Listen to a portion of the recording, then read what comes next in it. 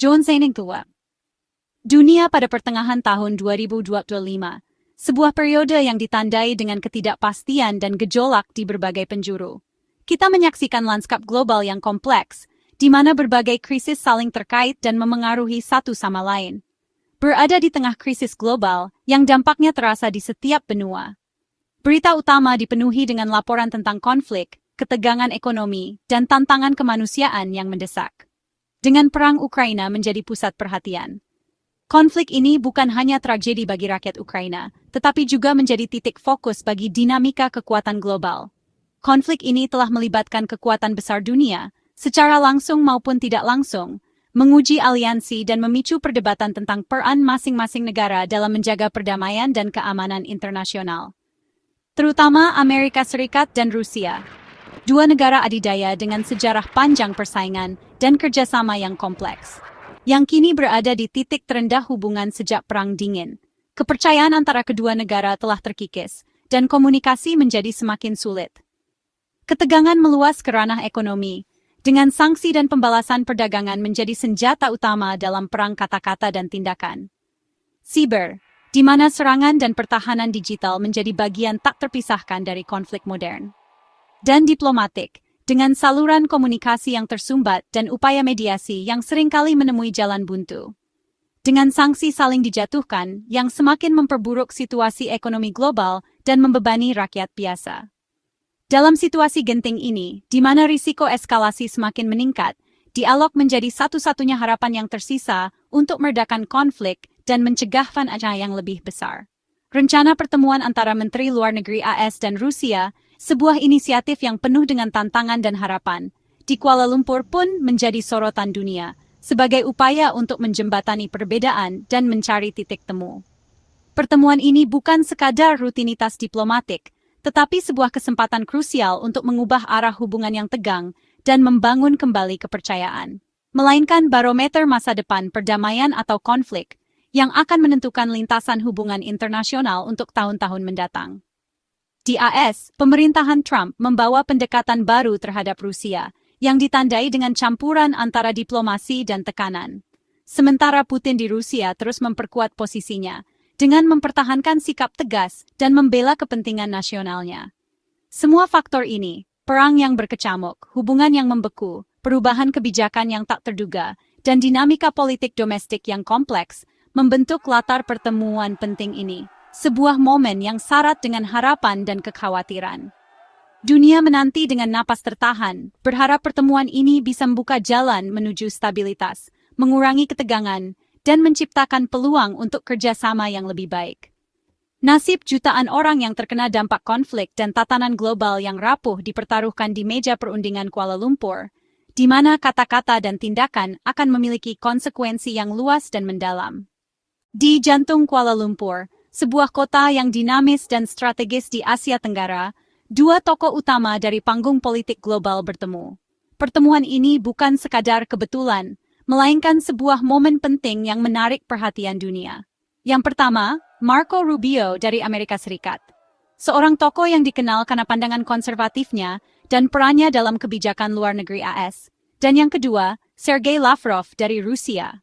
Seorang diplomat ulung yang telah lama menjadi wajah diplomasi Rusia di mata dunia. Rubio, mantan senator Florida yang memiliki pengaruh signifikan dalam politik domestik dan internasional AS, dikenal keras terhadap Rusia atas berbagai isu, namun kini harus menjalankan diplomasi yang lebih kompleks di bawah pemerintahan Trump yang penuh dinamika. Lavrov, diplomat kawakan Rusia yang memiliki pengalaman puluhan tahun dalam bernegosiasi dengan berbagai negara, telah 2 dekade menjadi negosiator utama Moskow, mewakili kepentingan Rusia di forum-forum internasional. Pertemuan mereka di Malaysia, sebuah negara netral yang juga merupakan anggota penting ASEAN, dipilih sebagai lokasi strategis untuk memfasilitasi dialog sensitif antara kedua negara yang memiliki sejarah hubungan yang kompleks. Lokasi ini juga memberikan peluang berharga untuk interaksi dengan para pemimpin Asia Tenggara, memperkuat hubungan dan kerjasama regional. Menegaskan pentingnya kawasan Asia Tenggara dalam percaturan geopolitik global. Dinamika yang tercipta antara Rubio yang relatif baru dalam diplomasi tingkat tinggi dan Lavrov yang sangat berpengalaman menciptakan atmosfer ketegangan sekaligus harapan akan terobosan dalam hubungan bilateral. Dunia menanti dengan penuh perhatian, bertanya-tanya apakah pragmatisme yang dibawa oleh Rubio bisa bertemu dengan keteguhan prinsip yang menjadi ciri khas Lavrov dalam bernegosiasi. Pertemuan tingkat tinggi ini lebih dari sekadar sebuah acara diplomasi formal. Ini adalah ujian nyata bagi dua gaya diplomasi yang berbeda dan representasi dari kepentingan nasional yang besar. Hasil dari pertemuan ini akan memberikan petunjuk penting tentang arah hubungan antara AS dan Rusia di masa depan. Sebuah hubungan yang memiliki dampak signifikan terhadap stabilitas global. Sebelum Kuala Lumpur, pertemuan pendahuluan digelar diam-diam di Riyadh, Arab Saudi. Riyadh dipilih karena netralitas dan perannya sebagai jembatan komunikasi antara AS dan Rusia. Rubio dan Lavrov membahas deeskalasi, keamanan siber, dan pengendalian senjata, bukan solusi akhir Ukraina. Pertemuan ini membuktikan diplomasi masih mungkin, meski di tengah retorika keras. Kesepakatan untuk melanjutkan dialog di Malaysia lahir dari Riyadh. Tanpa fondasi ini, pertemuan di Kuala Lumpur akan lebih sulit dan penuh ketidakpercayaan. Momentum kecil dari Riyadh membawa harapan ke meja perundingan berikutnya. Agenda utama di Kuala Lumpur adalah perang Ukraina, isu yang tak bisa dihindari. AS menegaskan dukungan untuk Ukraina dan menuntut gencatan senjata, sementara Rusia menyoroti kekhawatiran NATO dan sanksi ekonomi. Mencari titik temu di antara posisi yang bertolak belakang ini sangat menantang. Selain Ukraina, isu pengendalian senjata nuklir dan stabilitas strategis juga dibahas. Kedua pihak ingin menghindari perlombaan senjata baru. Masalah ekonomi, termasuk sanksi dan tarif, turut menjadi alat negosiasi. Kompleksitas agenda ini menunjukkan betapa rumitnya hubungan Rusia. Setiap isu saling terkait, menuntut solusi yang kreatif dan kompromi. Kebijakan luar negeri, Trump membawa perubahan besar dalam pendekatan AS terhadap Rusia. Trump lebih terbuka pada dialog langsung, mengutamakan hasil pragmatis daripada prinsip tradisional. Sikap skeptis Trump terhadap bantuan ke Ukraina membuka peluang baru bagi Moskow. Pendekatan ini menimbulkan kekhawatiran di Eropa, terutama di negara-negara yang berbatasan dengan Rusia. Sekutu AS khawatir solidaritas NATO terancam, sementara Rusia melihat peluang mengurangi isolasi. Namun, kebijakan Trump yang tak terduga membuat Moskow tetap waspada. Pertemuan di Kuala Lumpur menjadi ujian konsistensi dan keseriusan pendekatan baru Washington. Hasilnya akan menentukan apakah ada ruang nyata untuk kesepakatan saling menguntungkan. Kuala Lumpur dipilih sebagai lokasi pertemuan, menegaskan peran strategis Asia Tenggara dan ASEAN. ASEAN menawarkan platform netral dan stabil untuk dialog sensitif antara kekuatan besar. Bagi ASEAN, menjadi tuan rumah meningkatkan profil kawasan dan memberi peluang menyuarakan kepentingan regional. Negara-negara Asia Tenggara ingin menjaga stabilitas tanpa terseret persaingan kekuatan besar. Dialog AS-Rusia di ASEAN membantu meredakan ketegangan yang bisa meluas ke kawasan. Pertemuan ini juga menandai pergeseran geopolitik, dengan Asia menjadi pusat gravitasi baru. Solusi global kini menuntut peran aktif kawasan seperti Asia Tenggara. ASEAN tak lagi sekadar penonton, tapi fasilitator penting perdamaian dunia. Pertemuan di Kuala Lumpur adalah pertaruhan besar bagi AS dan Rusia. AS mempertaruhkan kredibilitas global, sementara Rusia berharap mengakhiri isolasi dan sanksi. Tantangan utama adalah perbedaan mendasar soal Ukraina dan tatanan keamanan Eropa. AS melihat invasi Rusia sebagai pelanggaran hukum internasional. Rusia menganggapnya langkah defensif. Titik temu mungkin ditemukan di isu sekunder, seperti pengendalian senjata atau kerjasama kontraterorisme.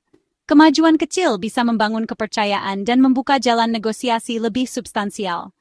Mencapai kompromi besar butuh waktu dan perubahan paradigma. Namun setiap langkah maju adalah kemenangan diplomasi di tengah ketegangan. Dunia merespons pertemuan Rubio-Lavrov dengan beragam sikap. Eropa Timur waspada, khawatir keamanan mereka dikorbankan demi kesepakatan dengan Rusia. Eropa Barat lebih optimis, melihat dialog sebagai langkah perlu meski berisiko. Tiongkok mendukung upaya yang mengurangi tekanan Barat pada Rusia, sementara Jepang dan Korea Selatan berharap stabilitas. Negara-negara selatan, terdampak perang Ukraina, mendukung dialog demi pemulihan ekonomi global. Bagi mereka pertemuan ini adalah harapan baru untuk perdamaian.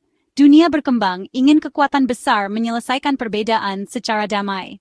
Dialog di Kuala Lumpur menjadi simbol pentingnya diplomasi di era multipolar. Pertemuan Rubio-Lavrov menandai pergeseran yang signifikan. Setelah berbulan-bulan ketegangan dan konfrontasi terbuka, kedua belah pihak akhirnya bersedia untuk duduk bersama dan membuka saluran dialog. Ini adalah langkah awal yang penting, sebuah pengakuan bahwa komunikasi, betapapun sulitnya, adalah lebih baik daripada kebuntuan yang berkelanjutan. Namun, meski hasilnya belum pasti dan banyak rintangan yang masih menghadang, keberhasilan dialog ini tidak bisa dijamin dan ada risiko nyata bahwa pembicaraan dapat gagal. Saluran komunikasi formal kini terbuka, memungkinkan pertukaran informasi dan pandangan secara langsung antara kedua negara. Ini adalah fondasi yang diperlukan untuk membangun pemahaman yang lebih baik dan mencari solusi yang saling menguntungkan. Dengan terbukanya jalur komunikasi, risiko eskalasi tak disengaja dapat dikurangi secara signifikan. Kesalahpahaman dan misinterpretasi dapat dicegah melalui dialog langsung, membantu menjaga situasi tetap terkendali. Namun, tantangan besar tetap ada, perbedaan ideologi, kepentingan nasional yang bertentangan, dan sejarah ketidakpercayaan yang mendalam. Ketidakpercayaan dan perbedaan mendalam tak mudah diatasi.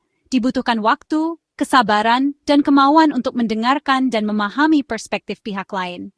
Isu Ukraina masih menjadi batu sandungan utama, sumber utama ketegangan dan perselisihan antara kedua negara. Dengan banyak pihak menentang kompromi, mencari solusi yang dapat diterima oleh semua pihak akan menjadi tugas yang sangat sulit. Skenario terbaik adalah dimulainya proses rekonsiliasi yang bertahap.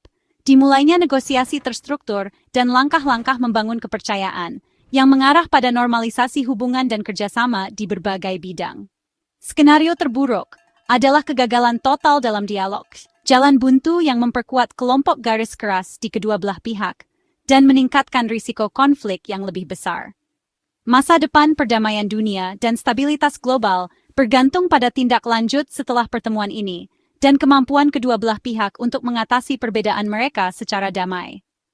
Dialog di Kuala Lumpur hanyalah awal, sebuah langkah kecil dalam perjalanan panjang dan sulit menuju perdamaian. Keberhasilan tergantung pada komitmen jangka panjang dari kedua belah pihak untuk terus berdialog dan mencari solusi yang saling menguntungkan.